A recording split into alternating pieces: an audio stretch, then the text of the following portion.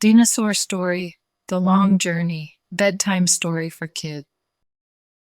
Today we have a book named Dinosaur Story, The Long Journey, Bedtime Story for Kids. I think they're so pretty. I hope you guys really enjoy it. I love it.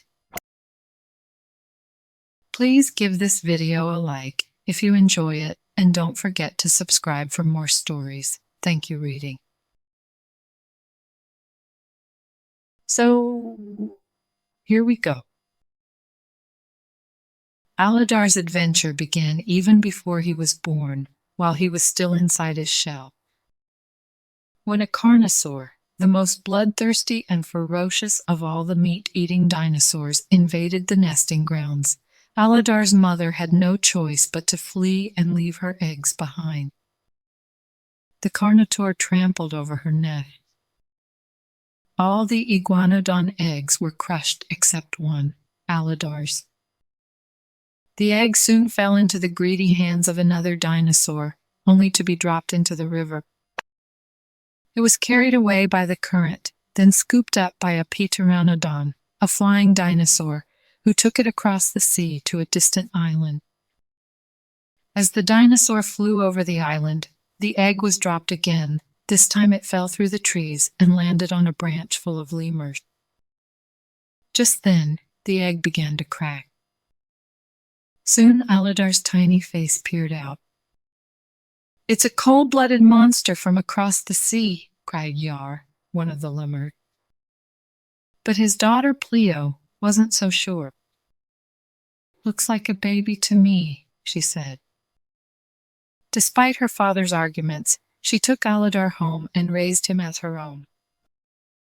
Time passed and Alidar grew and grew and grew. He was much larger than all of the lemurs. But none of them minded. Alidar was part of their family.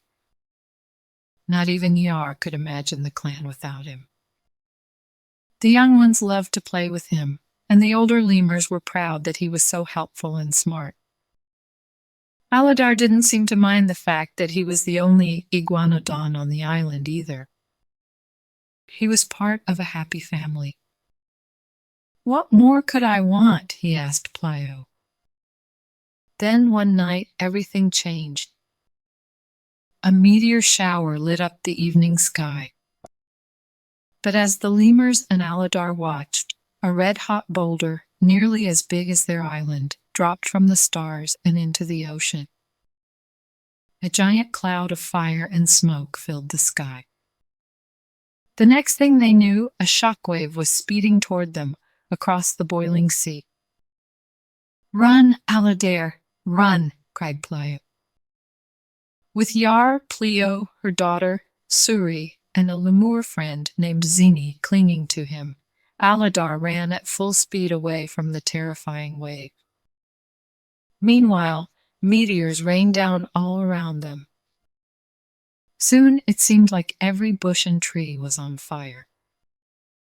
The island was small, and it didn't take long for Alidar to reach its edge. In front of him and the lemurs was a cliff at least 100 feet above the water. Behind them, the shockwave was flattening trees and destroying everything in its path. Alidar and his friends knew what they had to do. Alidar took a running leap off the cliff just seconds before the shockwave got there. With his legs churning, the dinosaur fell through the air for what seemed like forever, until at last he hit the water. Splash! He and the lemurs found each other, and together they struggled toward the rocky mainland. Flames raged all around them, and thick, black smoke poured into the sky. Still, they were better off than they would have been on the island, where it seemed nothing was left but fire. "Come on," said Alidar, rising to his feet and helping the lemurs onto his back. "We can't stay here." Alidar and the lemurs trudged along for a while, looking for other creatures. Then they spotted a whole herd of dinosaurs. They found out that the herd was marching toward the nesting grounds in search of food and water. Alidar and the lemurs decided to join them. The journey was very long, and Alidar watched as dinosaur after dinosaur collapsed from exhaustion. The herd's cruel leader, Kron, didn't care. "We stopped for nothing," he growled. And no one, as far as he was concerned, weak dinosaurs would be left behind. But Alidar didn't agree. "If we watch out for each other," he told Kron's sister, "Nira, we all stand a chance of getting to your nesting ground." He did his best to help the young, the old, and the weak carry up, no matter how hard Kron pushed them. Finding food and water and getting rest were not the only problems the herd had to worry about. A far greater danger emerged. Big, mean, hungry carnivores. "If we don't keep moving, they'll catch up to us," Kron growled, pushing the herd even harder. "But the ones in the back, the young and the old," Alidar argued, "they'll never make it." "They'll slow down the predators," sneered Kron.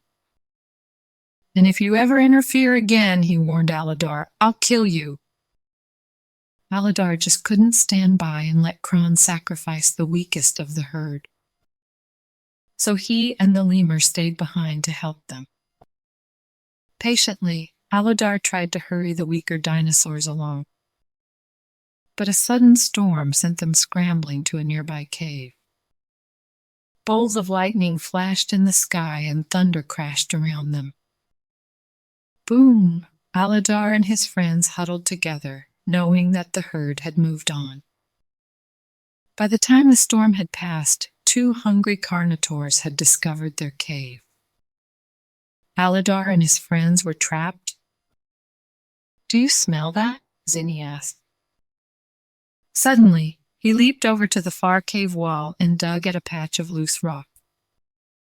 Soon they gave way, revealing a small opening in a thing. "We're out of here!" exclaimed Alidar, charging at the wall. Ray of sunlight. But instead of making the opening bigger, Alidar started a rock slide that all but blocked it. "No!" Alidar cried, his heart sinking in despair. The oldest dinosaur picked up her enormous front feet and slammed them against the cave wall. Immediately, it began to crumble. The next thing Alidar knew, the weak dinosaurs were breaking down the wall. At last it gave way, and they found themselves in the nesting grounds. But where was the rest of the herd? Another dinosaur realized that the herd's path had been blocked by an avalanche. Instantly, Alidar knew what he had to do. He raced back through the cave to warn Kron and the herd and show them the new path. "Listen to him," Nira urged her brother. Kron wouldn't listen. Even when a carnivore appeared, Kron was not about to take anyone else's advice. "This way," he roared, beginning to climb the steep rocky wall. "Follow me." But the other dinosaurs didn't trust him anymore. They listened to Alidar instead. "Stay together," he told them. So the herd banded together and bellowed at the carnivore. Sure enough, it turned away. Then it spotted Kron all alone and charged. Kron never did make it to the nesting grounds. But thanks to Alidar, the rest of the herd did. "Welcome home," he declared as he led the dinosaurs and his lemur family into the sunny green valley. At last, their journey had come to an end.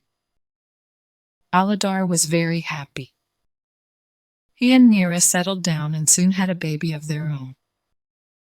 His lemur friends were very excited. It was a new beginning for everyone. The end. Good job, friends. Thank you so much for reading with me. Bye, I'll see you next time.